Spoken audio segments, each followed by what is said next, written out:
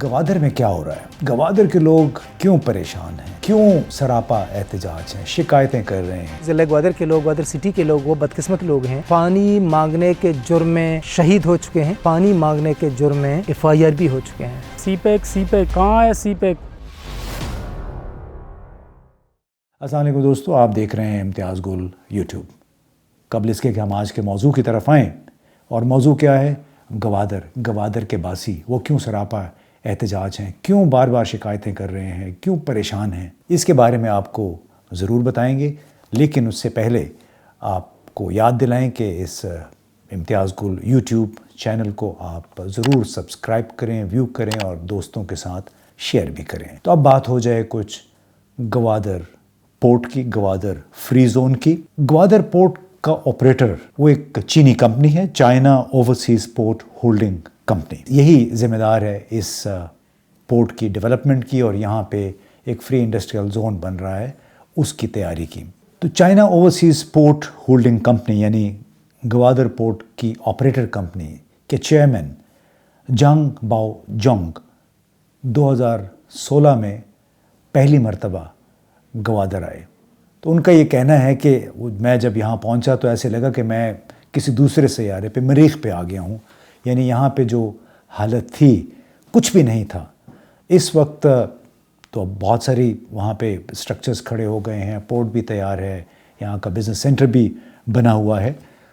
तो इस कंपनी के चेयरमैन यानी जांग बाओ जोंग ने हाल ही में ये भी बताया कि 5 साल के अंदर अंदर गवादर इस खित्ते का लॉजिस्टिक हब यानी मरकज़ बन जाएगा, और सिर्फ फ्री जोन में कम से कम 30,000 अफराद को नौकरी मिलेगी। और 5 साल के अंदर अगर तमाम मंसूबों पर अमल दरामद शुरू हो गया, फ्री पोर्ट जोन जो कि 10 मुरबा किलोमीटर पे मुहित है, और ये ऑपरेशनल हो गया, तो इसके ज़रिए पाकिस्तान की मईशत को कोई $10 अरब का इजाफी फ़ायदा मिलेगा। GDP में $10 अरब के बराबर इजाफ़ा हो जाएगा। अब ये बातें तो गवादर के लोग बड़े अरसे से सुन रहे हैं कि गवादर पोर्ट और सीपैक के ज़रिए काया पलट तब्दीली आ जाएगी, गेम चेंजर बड़े अरसे से कहा जा रहा है, और मकामी आबादी वो मायूसियों का शिकार है।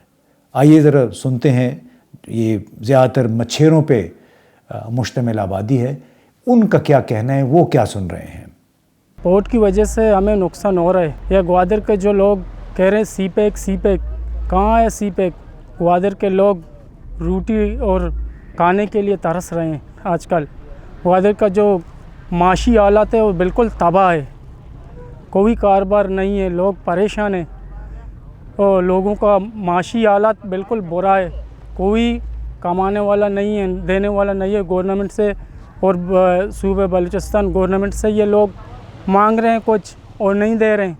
जो यहाँ के जो मचेरे लोग जा रहे हैं, नाकुदा लोग जा रहे हैं, ऐसे ही आ रहे हैं, कालियात आ रहे हैं। जापान ने जो जाले बने हैं प्लास्टिक का, वो खुद इस्तेमाल नहीं कर रहे हैं, लेकिन हम लोग उसको इस्तेमाल कर रहे हैं। ये खुद जहरीला चीज़ है, लेकिन इन लोगों को कौन समझे? अल्लाह ताला समझे। हम लोग तो बार बार कह रहे हैं कि ये जो है, ये जो जाला इस्तेमाल कर रहे हैं ये जहरीला है, लेकिन ये भी मजबूर हैं और कोई राय नहीं है कि क्या कर सकें। अभी जो ये पोर्ट बन रहे हैं, जो जिस मुल्क में पोर्ट बनता है वहाँ के लोग, वहाँ के कदीमी लोग जो है आबाद हैं। टोलिंग हो रहा है, हम लोग जो है सदियों साल से यही आवाज़ दे रहे हैं कि टोरल बंद करो, टोरल बंद करो। अभी तक ना टोरल बंद है और ना कोई बुराई बंद है, इसलिए जो है समंदर तबाह हो रहा है टोरलों की वजह से। ग्वादर में आज भी लोग प्यासे हैं। आज भी 20 दिनों के बाद 3 घंटों के लिए पानी दिया जाता है, और वो भी आधी इंच के पैप में, और वो पानी कभी इंतहाई मुज़र सेहत होता है। उसका रीज़न ये है कि यहाँ के जो डैम हैं इंतहाई मुख्तसर और छोटे डैम हैं, उनका पानी जब बारिश नहीं होता इस सीज़न पर वो बिल्कुल गंदा और जहरीला बन जाते हैं और मुज़र सेहत बन जाते हैं। उनकी वजह से डायरिया भी कई दफ़ा लोगों को हो चुका है और लोग बीमार भी हो चुके हैं। तो इस वक्त हम समझते हैं कि ग्वादर को बुनियादी तौर पर उसके लिए बहुत बेहतर होगा कि मीरानी डैम से कनेक्ट किया जाए।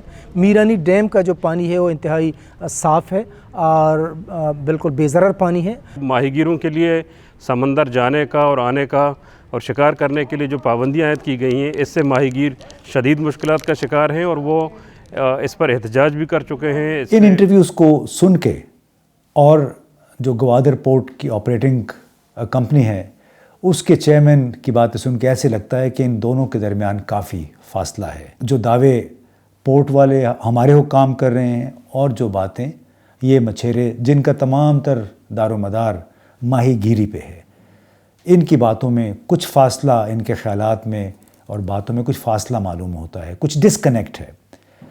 اب ان کو یہ بھی شکایت ہے کہ اب ان کا مچھلی کا شکار بہت کم ہو گیا ہے۔ یہ چھوٹی کشتیاں لے کے گہرے سمندر میں جب نکلتے ہیں گوادر شہر سے، کئی گھنٹے کی سرگرمی کے بعد جب واپس آتے ہیں تو ان کے پاس مچھلی اتنی نہیں ہوتی جتنی آج سے 6-7 سال پہلے ہوا کرتی۔ اب ان کے ذہنوں میں یہ ڈال دیا گیا ہے کہ یہ غیر ملکی ٹرالر آتے ہیں اور یہاں سے مچھلی لپیٹ کے چلے جاتے ہیں۔ ان ٹرالرز میں زیادہ تر وہ ٹرالرز بھی شامل ہیں جو کہ سندھ سے آتے ہیں، جن کے پاس لائسنس نہیں ہوتے، مگر کسی کی عشیر بات کے ساتھ جو مقامی سندھ کے جو وزیر ہیں اور کچھ مقامی وزیر ہیں یعنی بلوچستان کے، یہاں کی بیوروکریسی ہے، وہ سب ملا کے ان ٹرالرز کو بغیر لائسنس کے مچھلی کا شکار کرنے کی اجازت دے دیتے ہیں، جس کا نقصان ان چھوٹے ماہی گیروں کا ہوتا ہے جن کا آپ نے ابھی بیان سنا۔ تو ایسا لگتا ہے کہ چونکہ مسائل بہت ہیں، روزگار کے مواقع محدود ہیں اور کمیونیکیشن میں بہت بڑا گیپ ہے، لہٰذا گوادر کے لوگ آج بھی شکایتیں کر رہے ہیں۔ اس کی ایک بڑی وجہ بھی ہے کہ سی پیک کے ساتھ وعدہ کیا گیا تھا کہ یہاں 300 میگا واٹ کا ایک بجلی گھر لگے گا۔ اس بجلی گھر کی کسنگ بنیاد تو رکھا گیا، مارچ 2019 میں وزیر اعظم عمران خان نے رکھا تھا، پورا یا مکمل اس کو ہونا ہے 2023 تک، لیکن فی الحال اس کا کوئی اتا پتہ نہیں ہے۔ کیوں؟ کچھ جھگڑا تھا چینی اور پاکستانی حکام کے درمیان، جس کی وجہ سے چینی کمپنی سائنوشور نے مزید فائنینسنگ اور فائنینسنگ کی گارنٹی یا انشورنس دینے سے انکار کر دیا ہے، لہٰذا معاملہ یوں ہی لٹکا ہوا ہے۔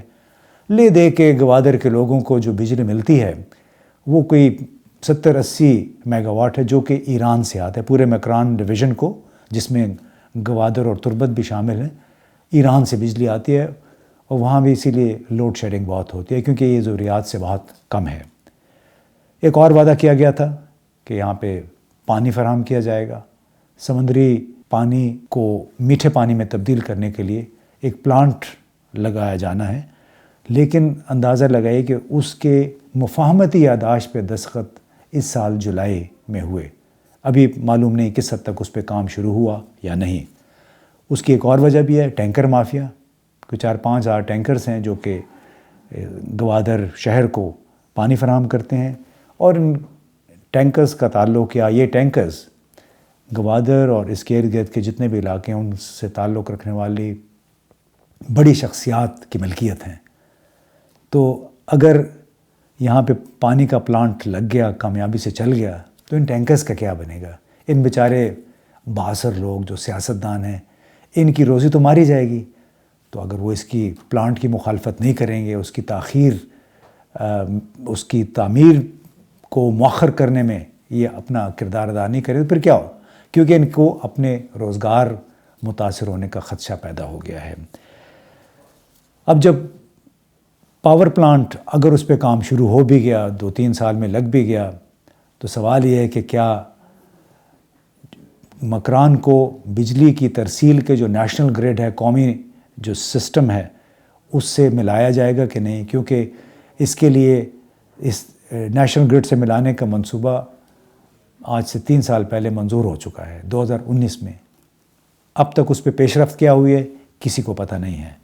لہٰذا بات یہ ہے کہ جب تک گوادر کے لوگوں کو پانی نہیں ملے گا، بجلی نہیں ملے گی، یہاں پہ روزگار نہیں ملے گا، چھوٹے جو ماہی گیر ہیں ان کے مچھلی پہ ان کا سارا دار و مدار ہے وہ ان کو نہیں ملے گی، تو انہیں مایوس تو ہونا ہی ہے، پریشان تو ہوں گے۔